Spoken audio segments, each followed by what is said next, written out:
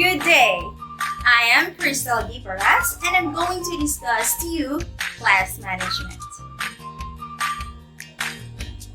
Before we start our proper discussion, let's have a game called 4 Picks, 1 Word. Let's start! What is this? Good job!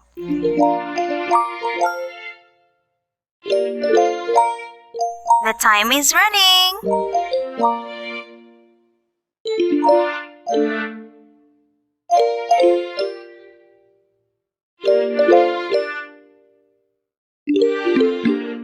Oh, you are so amazing!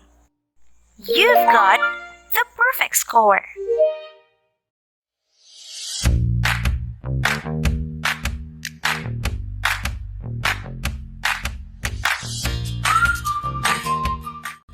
According to Plato, do not train students to learning by force and harshness, but direct them to it by what amuses their mind, so that you may be better able to discover with accuracy the peculiar bent of the genius of each.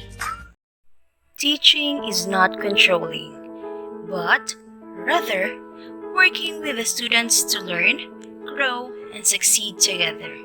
By having strong relationship with student, the class will be a place for each member to express their feelings and work together.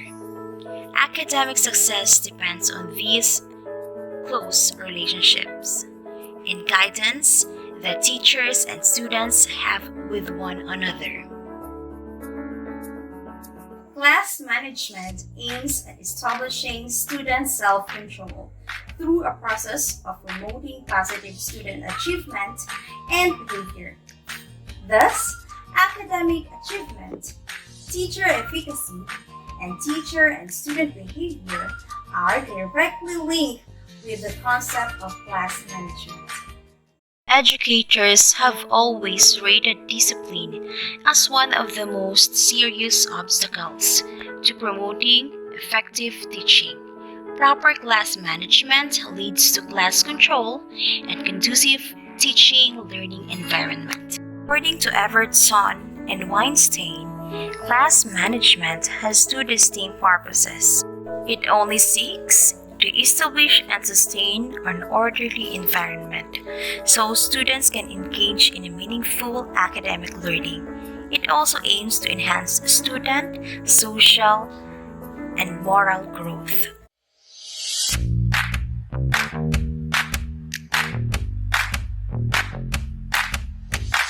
Class management refers to the wide variety of skills and techniques that teachers use to keep students organized, orderly, focused, attentive, on task, and academically productive during a class. Classroom management is a way of organizing resources, pupils, and helpers so that the teaching and learning can process in an efficient and safe manner. Why class management is important? Effective class management establishes and sustains an orderly environment in the classroom, increases meaningful academic learning and facilitates social and emotional growth. Principles in class management. Consistent, proactive discipline is the crux of effective class management. Establish routines for all daily tasks and needs. Orchestrate smooth transitions and continuity of momentum throughout the day. Strike a balance between variety and challenge in students' activities.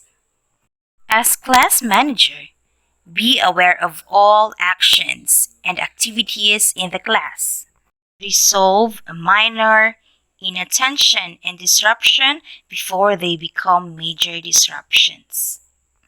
Reinforce positive behavior. Treat minor disturbance calmly. Work out a physical arrangement of chairs that facilitates an interactive teaching learning process. Make good use of every instructional moment. Minimize discipline time to maximize instructional time. So now, let's have class management techniques. First, management of time. Time is the essence in learning. No matter what amount of time is spent, no learning takes place if there is poor instruction and poorly devised learning tasks. Time management is very important skill to have. The teacher can use this in class to optimize learning opportunities for students. Time management is very important because it helps you to prioritize your work. After you have to do your list of daily tasks down, you need to figure out what you should do first. With time management, it helps you to get more things done in less time. Second, management of discipline. Discipline is controlled behavior. It constitutes the next important concern of teachers as part of good management. No matter how well managed a learning environment is, students will occasionally misbehave. Teacher must be ready to deal with them with utmost care and consideration. These are causes of disciplinary problems. First, unfavorable learning condition.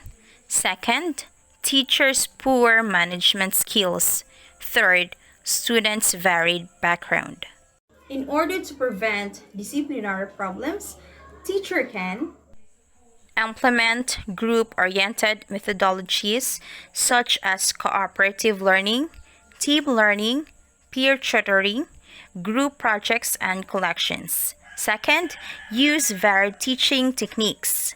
And last, develop patience, compassion, genuine respect, and care for the students. Schools differ in how they achieve and maintain good discipline. The following are some common practices. First, discipline is the student's responsibility. If they misbehave, the teacher accepts no excuses. They must be ready for the consequences. Second, discipline is the teacher's way of establishing and desirable student-oriented environment for learning. Third, discipline is coupled with effective teaching strategies and techniques. Fourth, discipline is achieved through the effects of group dynamics on behavior. And last, discipline is believed to be exclusive responsibility of teachers. These are the ways of dealing with discipline problems. We have acceptable and effective. Use verbal reinforcers that encourage good behavior and discouraging bad tendencies. Use non-verbal gestures, frown, or hard look to dissuade them from mischiefs. Dialogue can help in discovering problems and agreeing on mutually beneficial solutions. Focus attention on one who is unruly and is about to disturb the neighbors.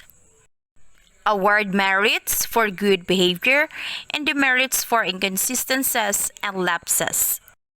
A private one-on-one brief conference can lead to a better understanding of mistakes that need to be remedied or approved. Give students the free to express or explain agitated feelings and misgivings rather than censure them right away.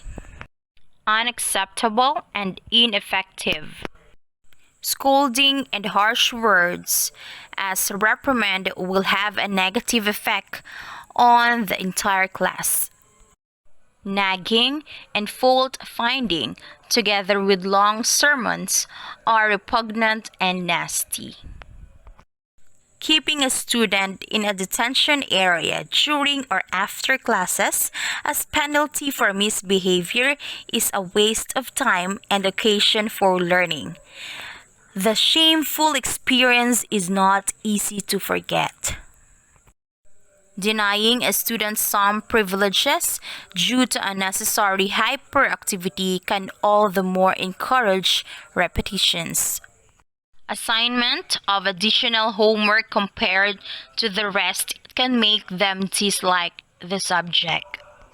Use of ridicule and sarcasm could humiliate and embarrass a student.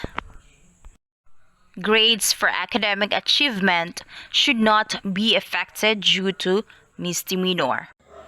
Third, management of physical environment.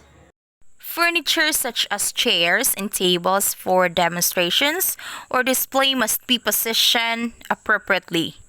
Exhibit shelves are either permanently pinned to the wall or are made to stand at sides. Whiteboard for writing and clarifying lessons discussion, together with bulletin boards, are available for posting important messages and outstanding pieces of students' work, art, and illustrations. Seating arrangement.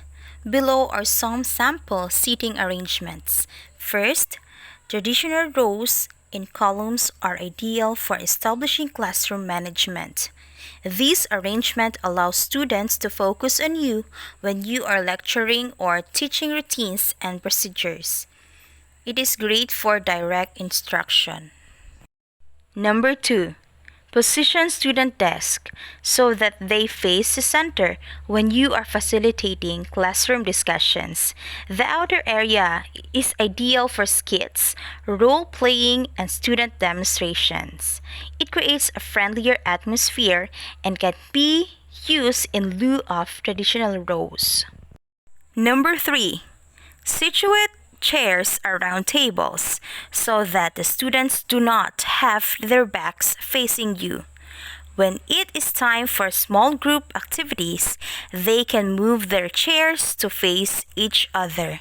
This arrangement is ideal for cooperative learning activities. Be aware that seating students in a group invites dialogue, which is a great if that is your purpose. Number 4. This format is wonderful if you have desks because you can rearrange them from traditional rows into group and back again, depending on your lesson plan.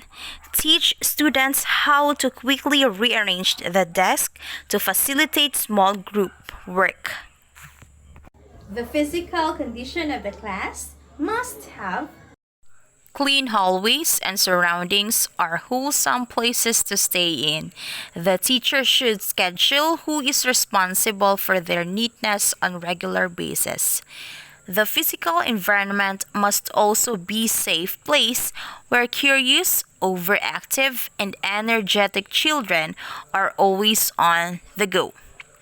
During class hours, proper lighting and ventilation must be provided and maintained for everybody's comfort. Fourth, management of routines. Refers to the established activities or procedures that are repeatedly done.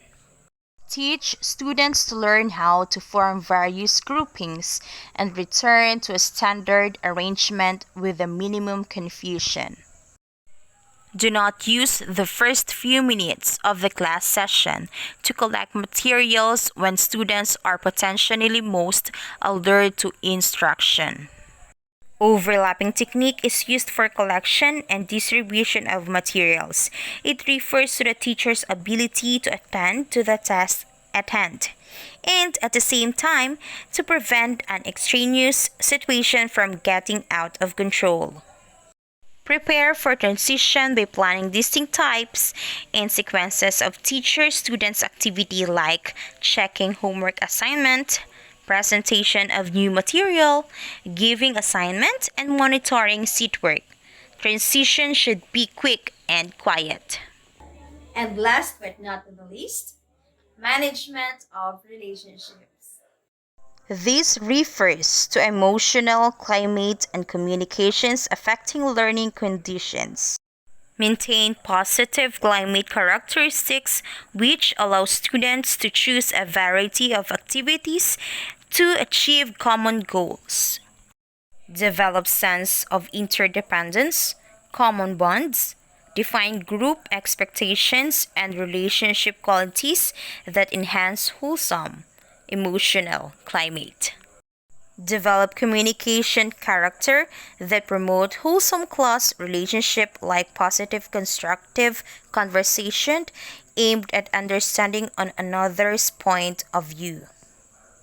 Render different forms of assistance by providing class meetings or students to have an opportunity to examine the ideas and feelings that influence value judgment.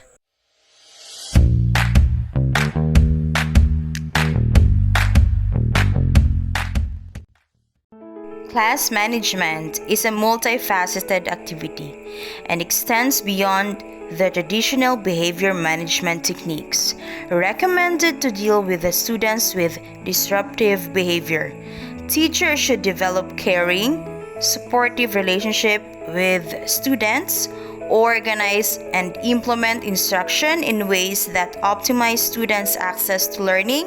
They may use group management methods that encourage student engagement with academic tasks, promote the development of student social skills and self-regulation, and use appropriate interventions to assist students who have behavior problems. The teacher is not to grade a student and to control, but the main role of a teacher is to help every student to reach the highest possible level of achievement.